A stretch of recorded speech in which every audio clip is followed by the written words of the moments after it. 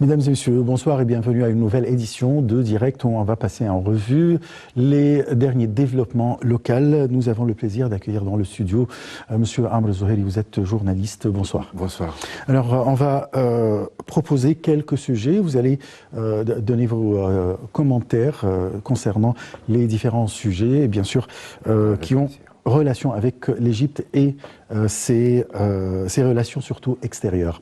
Là, on va commencer par une nouvelle qui concerne la diplomatie égyptienne et le ministre égyptien des Affaires étrangères, Sameh Shoukry, qui reçoit un appel téléphonique de l'émissaire de l'ONU au Proche-Orient, où ils ont discuté surtout de la cause palestinienne et les relations égypto-palestiniennes, les positions égyptiennes envers la cause palestinienne actuellement, surtout après le changement de l'administration américaine dirigée par les démocrates et le président Joe Biden. Bonsoir, Monsieur Amr. Alors, de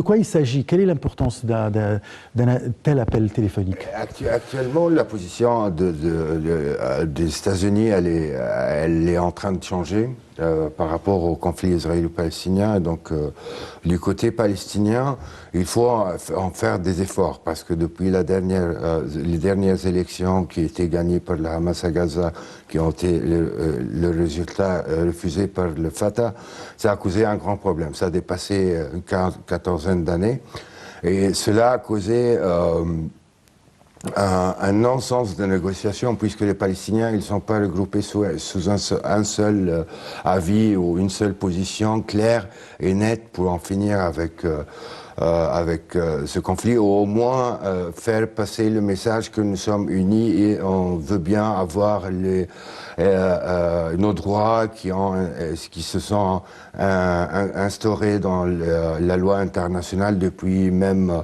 l'accord de division de 1948, si on peut le permettre de le qualifier ainsi.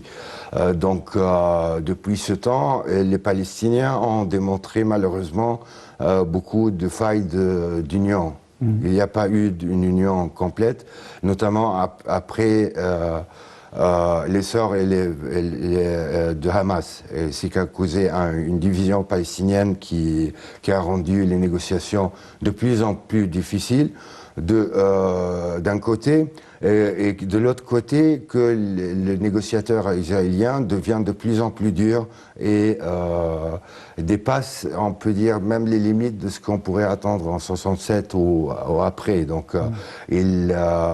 ils colonisent de plus en plus. Des implantations. Oui, même au niveau des colonisations, ils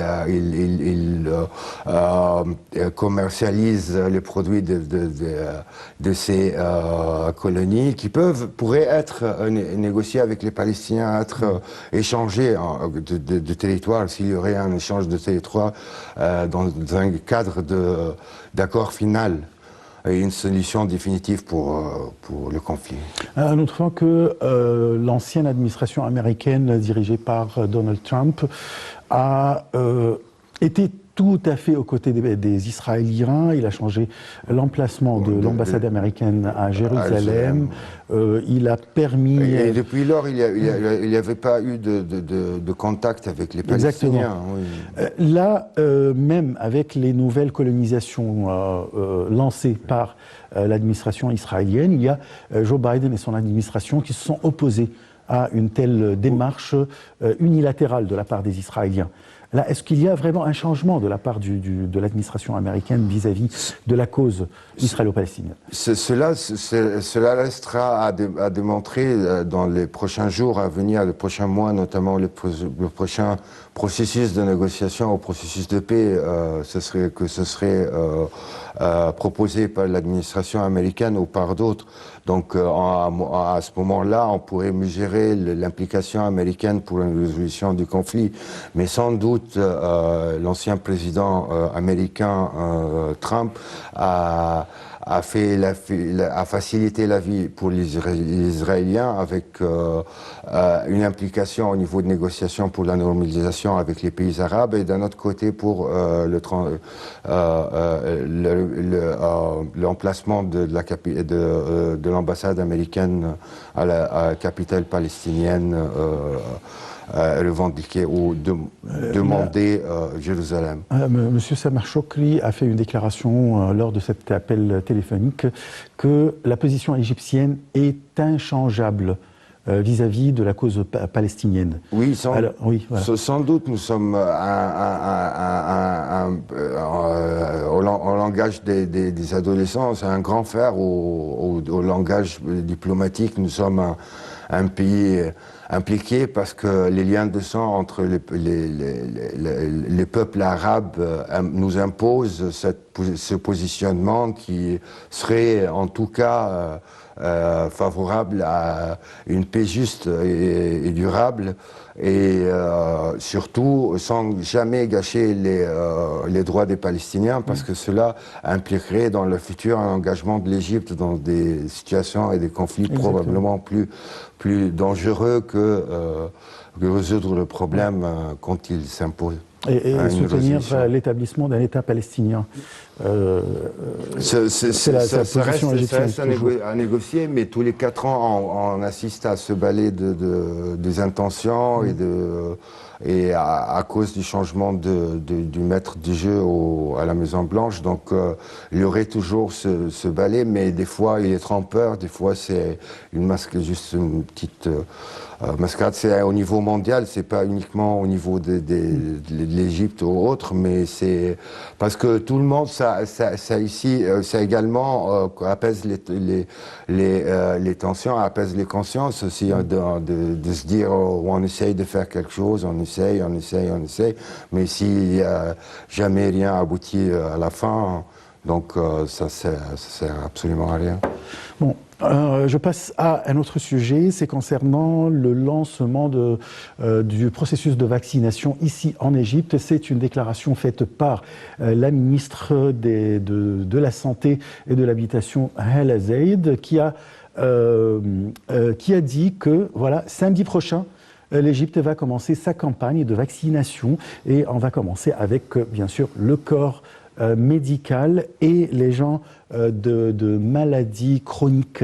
Et là, c'est à partir de samedi prochain avec 20 millions de doses de vaccins qui sont approuvés par l'OMS ou l'Organisation mondiale de la santé. Voilà, c'est une déclaration très optimiste. Oui. Quand on va commencer la campagne de vaccination à partir de samedi prochain. Oui, c'est très bien, d'autant plus qu'un pays comme la Grande-Bretagne a déjà vacciné beaucoup de ses citoyens, ainsi qu'Israël, par exemple, à titre d'exemple, qui était au sujet dernier qu'on discutait, elle a vacciné quasi la totale de la population concernée pour des tranches d'âge, etc. Ils sont sur le point de vacciner, mais le niveau, bien sûr, de la population n'est pas le même. Et d'un autre côté, pour croire aux essais cliniques de chaque vaccin, il faut faire des préférences. Donc c'est une décision qui demande beaucoup d'implications, beaucoup de recherches, etc. Mais c'est un premier pas parce que deux vaccins sont indispensables à chacun pour acquérir une résistance, oui, de doses. Et sans doute, ce serait efficace malgré, on pourrait dire, des variations qui arrivent du virus, donc des variations qui arrivent de l'Afrique du Sud ou du Brésil. Donc, il y a la variante anglaise également. Donc, mais c'est un premier pas qui nous permettra de résoudre comme les autres le problème à un certain niveau pour pouvoir absorber plus tard si jamais il y aurait des cas de complications au niveau des variantes. Donc ce serait, on aurait acquis la première défense, on pourrait dire. Très bien, alors c'est une très bonne nouvelle pour les Égyptiens. Je vais passer à un autre sujet, c'est concernant les activités du président de la République, Abdel Fattah el-Sisi, qui a examiné avec le Premier ministre Moustapha Madbouli et le ministre des Finances Mohamed Maït les indices de la performance économique et financière de juillet 2020 jusqu'à janvier 2021. Le chef de l'État a dirigé de continuer à suivre les répercussions du Covid-19 sur la situation économique mondiale et régionale dans le but d'élaborer les mesures financières les plus appropriées pour faire face à ces défis, ce qui préserve la voie économique sûre réalisée par l'État et les gains de la réforme économique. Salih Ahmed et Yara Choucha nous donnent les détails.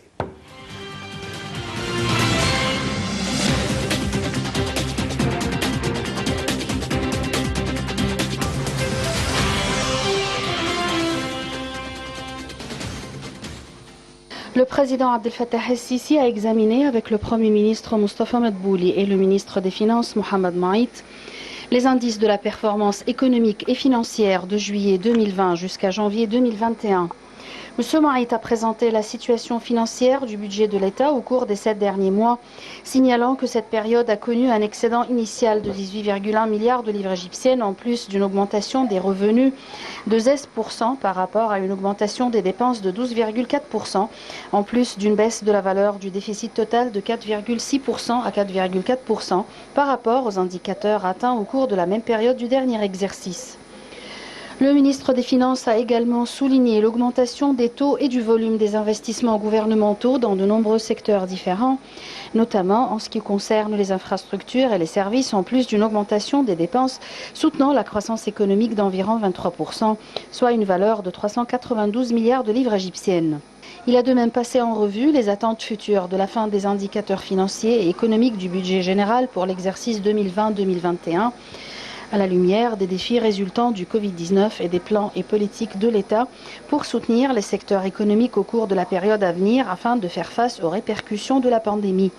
La réunion a également abordé la présentation des résultats de l'offre d'obligations en dollars du ministère des Finances sur les marchés internationaux d'une valeur de 3,75 milliards de dollars en 3 tranches, et le ministre des Finances a évoqué le succès du ministère dans l'émission internationale d'obligations à des taux d'intérêt les plus bas jamais enregistrés pour une émission d'obligations en dollars.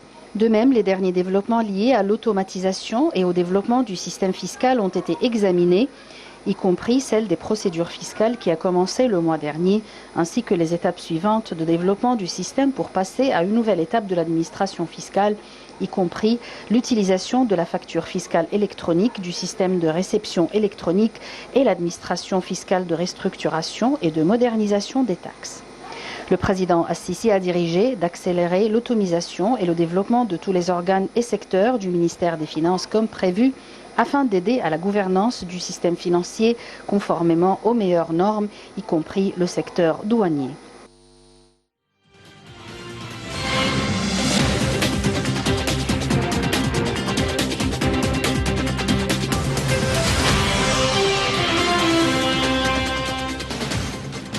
Monsieur Amr Zoheri, je rappelle que vous êtes journaliste. Alors, ma question, c'est comment l'Égypte a fait face aux répercussions du Covid-19 ? Alors voilà, un rapport qui donne de bons chiffres pour l'économie égyptienne.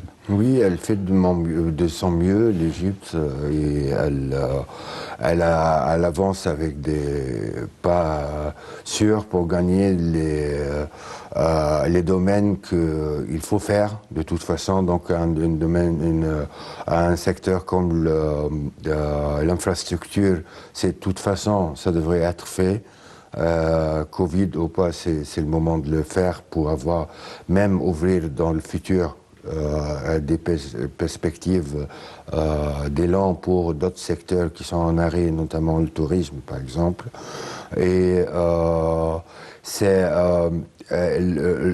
l'effort du monsieur le président de suivre pas à pas l'évolution des perspectives et des possibilités de développement, c'est très intéressant et ça démontre une intention une intention aussi d'améliorer la situation pour le citoyen égyptien, même si cela n'est pas encore touché parce que la pandémie de la Covid, il faut le rappeler qu'elle touche l'ensemble de la population du monde et la situation elle est catastrophique dans de nombreux pays. Donc ici on essaye de faire de notre mieux. On a dépassé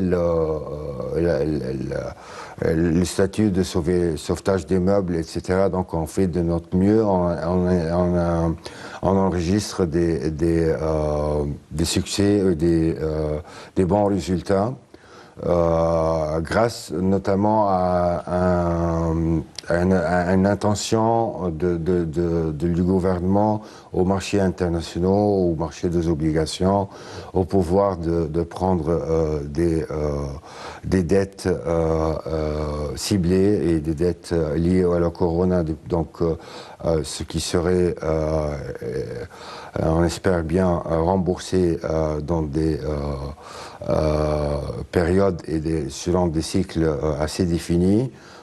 Dont l'Égypte a la capacité de rembourser, donc ça donne une possibilité à se développer de plus en plus. Et ce qu'il faut rappeler toujours que nous sommes en phase structurelle, donc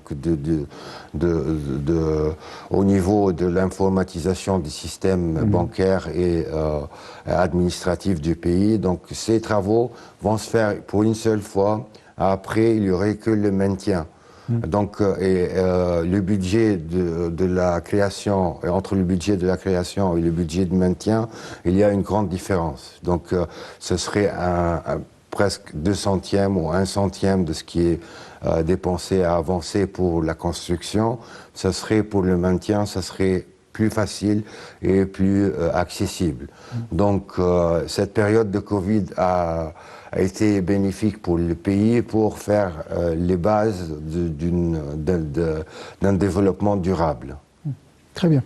Bon, un autre sujet, c'est concernant les bénéfices du canal de Suez. Voilà, le président de l'autorité du canal de Suez, le lieutenant-général Oussama Rabia, a déclaré que le trafic de navigation dans le canal de Suez a enregistré un nouveau record du nombre et du tonnage des navires traversant le canal, en traversant sans attendre 72 navires des deux côtés, avec un tonnage net total de 5 300 000 tonnes, soit le 5e tonnage net quotidien le plus élevé dans l'histoire du canal et la charge la plus élevée depuis le début de la pandémie émergente du coronavirus. Salih Hamdi Al-Choucha nous donne les détails.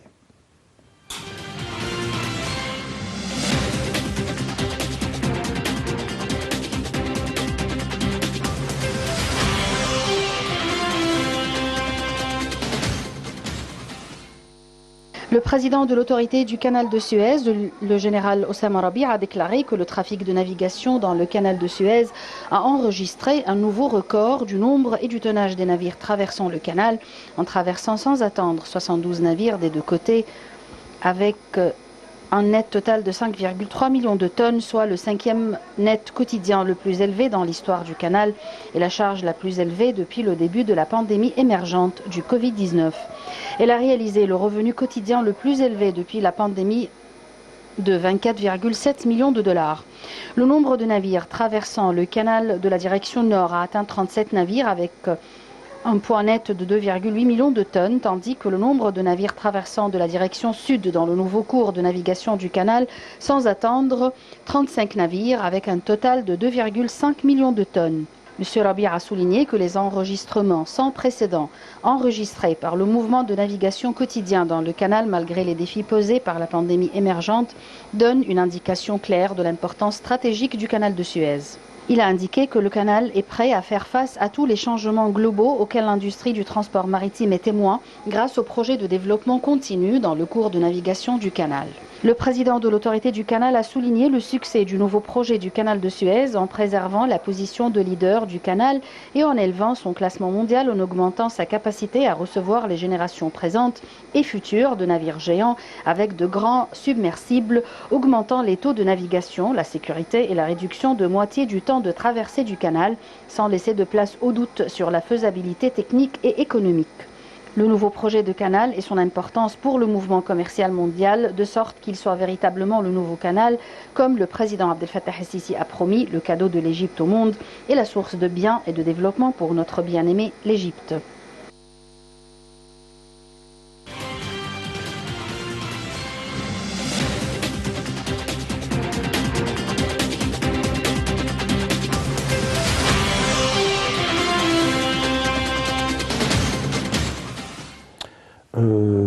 Malgré, comme on dit, la presque récession du commerce international due à la pandémie du coronavirus, mais on trouve quand même que le canal de Suez reçoit beaucoup de navires, de commerce, etc. Ouais. Ce qui fait que cette période, on a réalisé un boom dans le nombre et le poids des navires passants. Le tonnage, etc. Ouais. Oui, c'est très important. Ce qui était intelligent de faire il y a un mois presque, c'était la question de pricing, du prix qui était baissé pour pousser de plus en plus donc les navires de passer et de faire ces transports.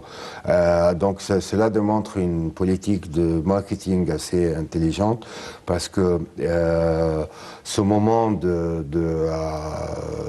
stoppage ou de récession, un peu d'arrêt dans le monde de navigation et de transport maritime et mondial, mais grâce à des politiques intelligentes, on a pu reprendre ce qui pensait pour gagner de l'argent, mais en dépit du temps, de passer par d'autres chemins maritimes. Donc, et cela, ça a payé. Donc, ce qui était intelligent dans cette crise et la façon dont les responsables du canal de Suez ont pu réagir, c'était que pourrons-nous faire dans le moment de l'arrêt? C'est d'améliorer tous les moyens du canal, de l'entreprise, pour qu'au moment où la reprise va reprendre, donc il y aurait une capacité entière à recevoir n'importe quel tonnage, n'importe quel nombre de navires, donc avoir le full capacity, donc la capacité entière du canal qui soit opératif. Et c'est ce que a pu être fait. En 2013, la Chine a lancé l'initiative de la ceinture et la route, ou la route de la soie, pour faire revivre. Voilà, l'histoire ancienne de la Chine. Exactement. Là, le rôle du canal de Suez dans ce projet, comment vous trouvez Je trouve que c'est primordial parce que c'est à plein axe, beaucoup d'axes, c'est pas uniquement un chemin entre l'Océan et la Chine ou entre l'Égypte et la Chine, c'est un réseau entier assez bien structuré qui réunifie le monde, on pourrait dire. C'est vrai, qui fait bouger l'économie mondiale. L'économie mondiale avec des anciens, avec une histoire très riche et très... Voilà. La route de la soie. Des cultures incroyables. Bon, on passe à notre troisième sujet pour cette émission, et c'est dans le cadre du respect mutuel, de l'engagement aux intentions sincères et à la solidarité afin d'éviter les risques pour la nation arabe et en marge du rôle stratégique et central que l'Égypte joue sous la direction du président Abdel Fattah el-Sisi dans la protection de la sécurité nationale arabe. Le chef de l'État avait reçu récemment plusieurs dirigeants du monde arabe et a également effectué des appels téléphoniques portant sur les questions d'intérêt commun. Regardons ce reportage signé Salih Hamed et Yara Choucha. Et puis, nous allons faire les commentaires avec notre invité ce soir, Amr Zouhiri.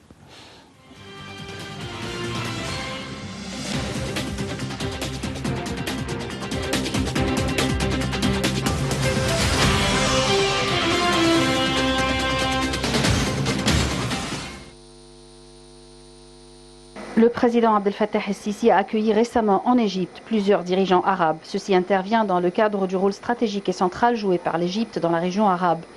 Jeudi dernier, le chef de l'État a reçu le ministre d'État et membre du cabinet saoudien, Dr Assam Ben Saïd, qui a transmis au président un message du roi Salman Ben Abdelaziz traitant certaines questions de coopération bilatérale et mettant l'accent sur la profondeur des relations historiques entre les deux pays et des deux peuples frères. Lors de la réunion, les deux parties se sont convenus sur le développement des consultations constructives dans divers domaines afin de réaliser l'intérêt commun et de consolider les liens de la solidarité arabe. Le chef de l'État a également accueilli le premier ministre du royaume hachémite de Jordanie, M. Bishr al-Khassaouna, qui a transmis les salutations du roi de Jordanie au président As-Sisi, exprimant le souci de la Jordanie de coordonner et de consulter avec l'Égypte en ce qui concerne les différentes causes, ainsi que de développer les horizons de la coopération bilatérale et l'importance du rôle égyptien dans la région, contribuant à faire face aux défis communs par lesquels passe la nation arabe. Le président As-Sisi a exprimé son aspiration à poursuivre la coordination entre les deux pays, bilatéralement ou dans le cadre du mécanisme de coopération tripartite avec l'Irak. Le président As-Sisi a aussi accueilli mercredi le ministre des Affaires étrangères de l'Irak, M. Fouad Hussein, qui lui a transmis un message du président Barham Saleh concernant les relations bilatérales à l'appui des relations de coopération mutuelle et du processus de l'action arabe, ainsi que les moyens de renforcer les domaines de coopération économique, commerciale et d'investissement. Le chef de l'État a de même reçu mercredi le secrétaire général du Conseil de coopération du Golfe, M. Naïf Al-Hajraf. La réunion a porté sur le renforcement des relations entre l'Égypte et les pays du CCG. Le président a affirmé les principes de la politique égyptienne visant à coopérer et à soutenir la solidarité arabe.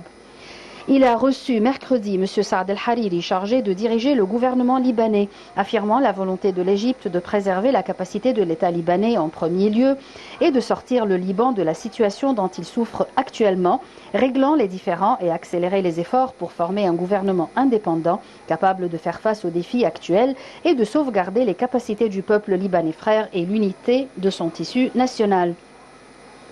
As-Sisi a également renouvelé la ferme position en faveur du renforcement des liens étroits de coopération avec le Liban, exprimant ses sincères vœux à M. Hariri pour former le nouveau gouvernement.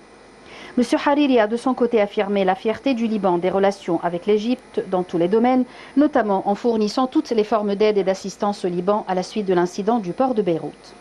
D'autre part, le président Abdel Fattah el-Sisi a effectué un appel téléphonique avec le président palestinien Mahmoud Abbas pour discuter de l'évolution de la situation sur la scène palestinienne, pour promouvoir les efforts du processus de paix afin de résoudre la question palestinienne conformément aux décisions et aux références internationales.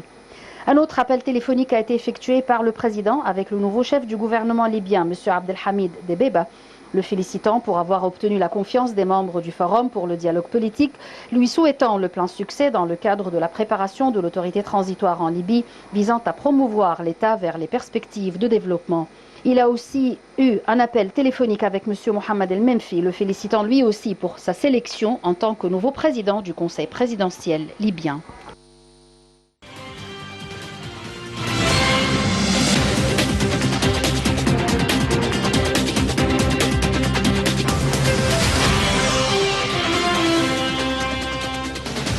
Les activités présidentielles en vue de renforcer les relations avec les différents États arabes et en même temps en vue de résoudre les conflits et les problèmes dans plusieurs pays arabes sont à la une de notre discussion ce soir. Si je commence par la fin du reportage, on a vu qu'il y a eu des contacts avec les responsables libyens. Alors, où on est en Libye et quel est le rôle de l'Égypte qu'on peut jouer actuellement? Bon, la Libye, actuellement, il ne faut pas mettre la pression aux nos frères libyens, mais ils sont en train de faire quelque chose de très bien, donc créer un gouvernement transitoire qui pourrait rassembler des deux parties, donc celle de M. Sarraj et celle de Haftar, donc pour créer un gouvernement d'union nationale qui pourrait gérer le pays et introduire aux élections qui seraient acceptées, on espère bien, par tout le peuple libyen. Également, cette semaine, elle était intense on peut noter qu'elle était intense par les contacts arabes avec les pays arabes, et notamment la visite de monsieur, le prochain, Inch'Allah, Premier ministre libanais, monsieur Hariri, Saad al-Hariri. Donc l'Égypte démontre un soutien indéfectible pour le Liban, parce que l'idée jeune et intelligente de M. Hariri, elle est très bonne, d'avoir une équipe gouvernementale technocrate, donc sans répartition comment dire, répartition au niveau des groupes politiques, etc. Donc ce serait efficace et va amener le pays où les Libanais attendaient depuis longtemps, parce que les pas sont plutôt lisibles et possibles, mais cette construction identitaire ou pas identitaire, on peut dire, de composition sectaire, oui, de composition sectaire, empêche le pays de réaliser ce développement, d'autant plus qu'il y a une urgence actuellement après ce qu'il y a eu au niveau du port de Beyrouth,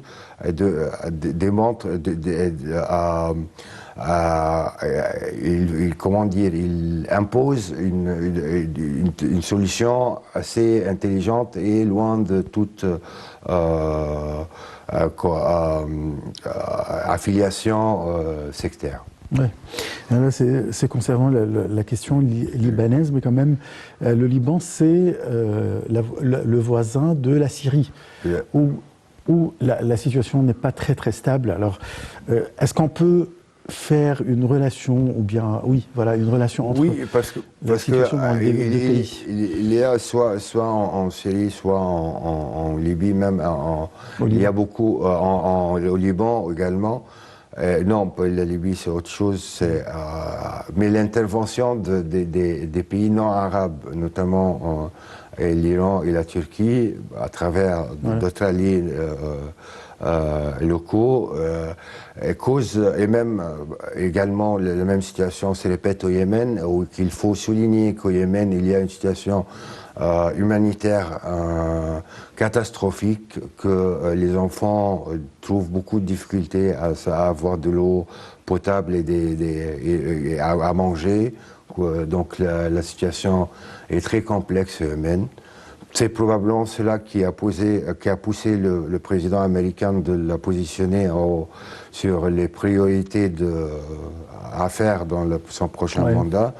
Mais donc la situation en Syrie, malheureusement, après de longs moments d'intérêt pour des régimes arabes qui se revendiquaient de progressisme arabe, etc., et le sort des pays arabes redevient dans les mains d'autres pays qui sont engagés plus militairement et au niveau sur le terrain, au niveau de positionnement armé, etc.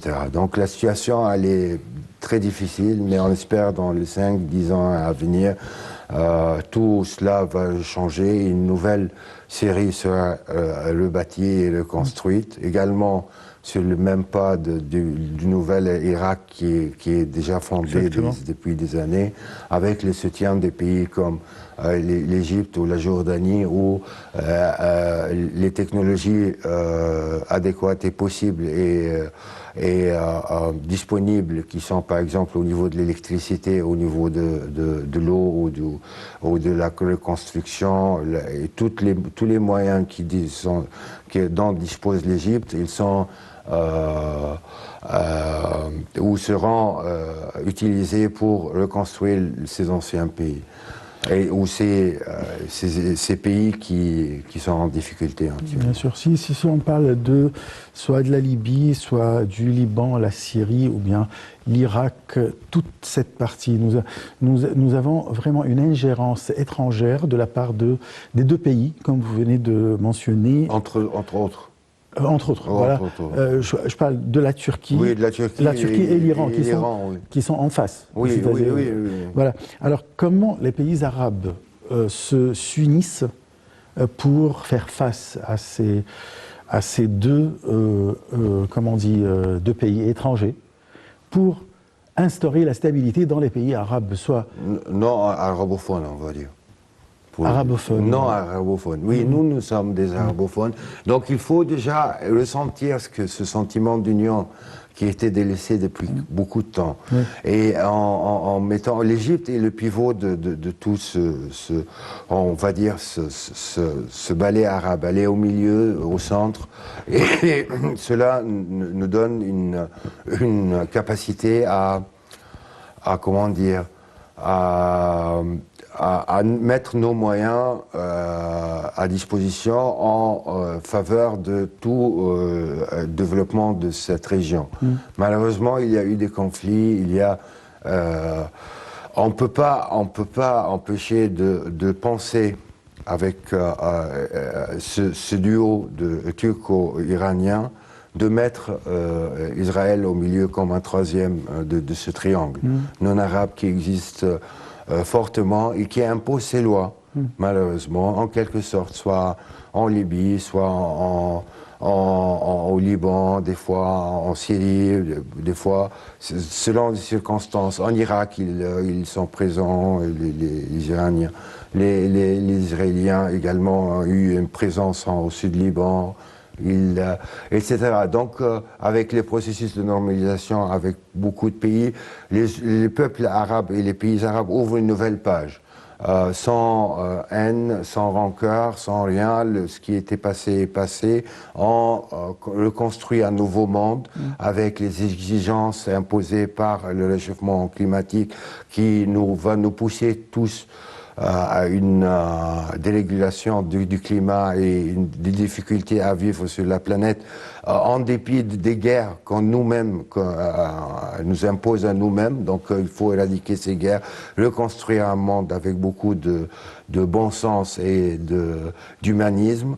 Et cela implique aussi un engagement des Turcs, des Iraniens, des Russes, des Israéliens à ce processus. Mais cela commence avec pas une carte blanche, mais un bon sens ou un humanisme de la part des Israéliens de penser aux Palestiniens qu'ils ont le droit, puisque c'était un pays, Israël, créé en Palestine, de garder la Palestine en l'état qu'elle était, sinon d'avoir un statut spécial pour Jérusalem et un pays pour les Palestiniens où ils peuvent exercer leurs droits de citoyenneté comme n'importe quel autre pays dans le monde. Cela, ça va, comment dire, comme pour une bombe démortalisée, comment dire, enlever l'explosif de la bombe, la faire sans sens puisque avec ces résolutions de conflits, et les factions les plus,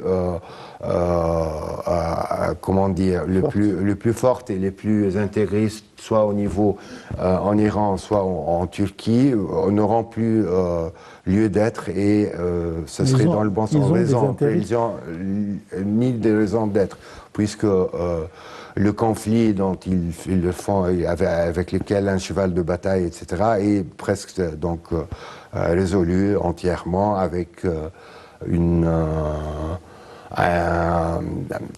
solution gagnant-gagnant, avec un pays, une capitale pour les Palestiniens, et tout va bien, donc il n'y aurait pas de problème.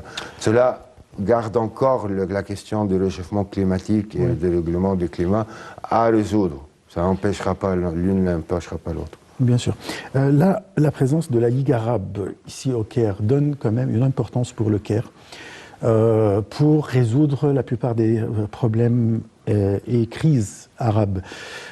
Quel est le rôle que doit jouer la Ligue arabe en cette période pour réunifier, pour restaurer la paix, pour mettre fin et mettre un terme au conflit dans le monde arabe?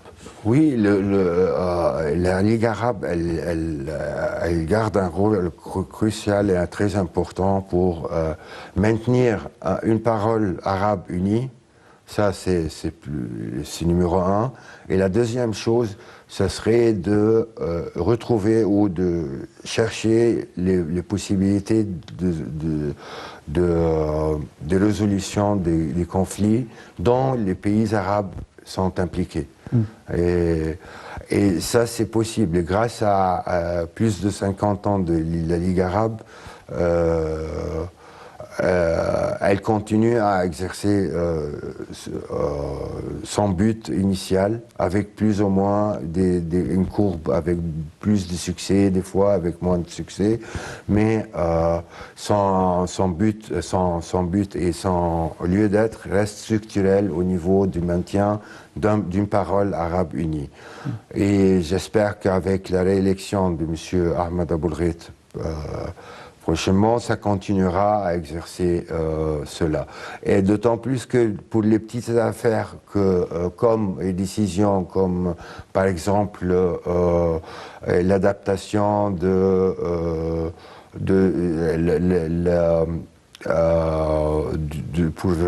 le non-nucléaire, par exemple, et de ce genre de décisions qui sont soutenues par la Ligue arabe, donne une ligne directrice de ce que va être le monde arabe de demain.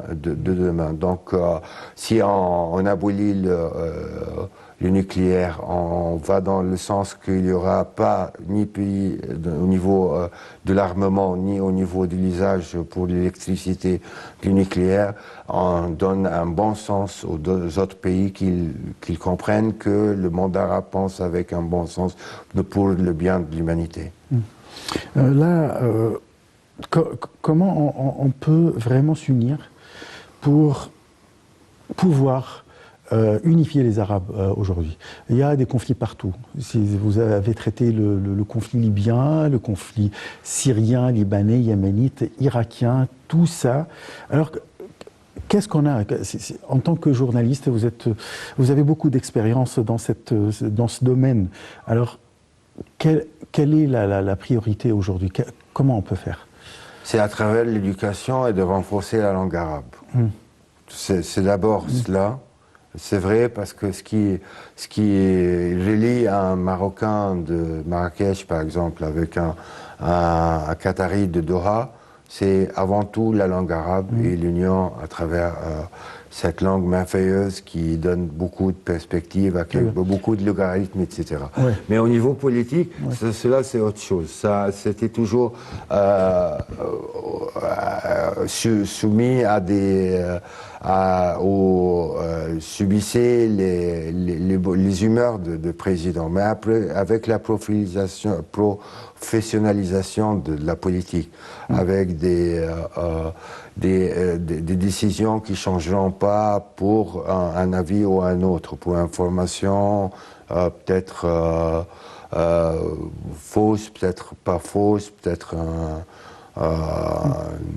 Non, je veux dire, là, j'aimerais bien mettre l'accent sur l'Égypte a prouvé qu'il est presque, ou bien l'un des seuls pays stables dans la région, malgré toutes les circonstances et toutes les circonstances. Les inconvénients du XXIe siècle. Voilà, exactement, avec les problèmes, avec les pandémies, etc. Mais on a donné un exemple de stabilité. Comment préserver cette stabilité? Comment tous les Arabes tirent la leçon et tirent l'exemple de l'Égypte pour stabiliser la région? Mais en fait, la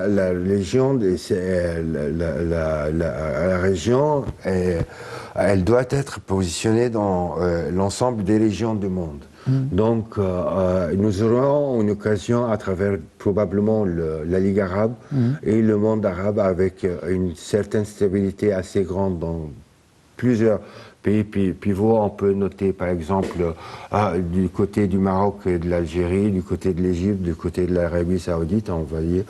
En quelque sorte, on pourrait créer une monnaie internationale unie, par exemple, un modèle européen, un modèle d'union sur le modèle européen, sur le modèle nord-américain, parce qu'il ne faut pas oublier aussi que les États-Unis d'Amérique, c'est une union des États. Donc, et à travers cette logique, on pourrait avancer ensemble, améliorer la compréhension. Donc, il y a un rôle culturel des instances qui s'occupent de la culture dans les pays respectifs du monde arabe. Donc, et il y a, cela, c'est un point parmi d'autres. Mais surtout, c'est au niveau monétaire, c'est plutôt pour rapprocher les niveaux économiques des citoyens d'un pays de l'autre, pour ne qu'il n'y ait pas des grosses différences entre un pays. On ne va pas du nord à dire du nord et du sud, de l'est ou de l'ouest, etc. Donc, avec une éradication des conflits militaires et avec le combat contre le terrorisme, on pourrait atteindre cela. Exactement. Donc, je vous remercie beaucoup, Amr Zouhairi. Vous êtes journaliste à l'Ahram Hebdo. Je vous remercie pour tous ces éclaircissements et commentaires. Chers téléspectateurs, je vous remercie beaucoup et on se donne rendez-vous demain à la même heure pour une nouvelle édition de Direct. Au revoir.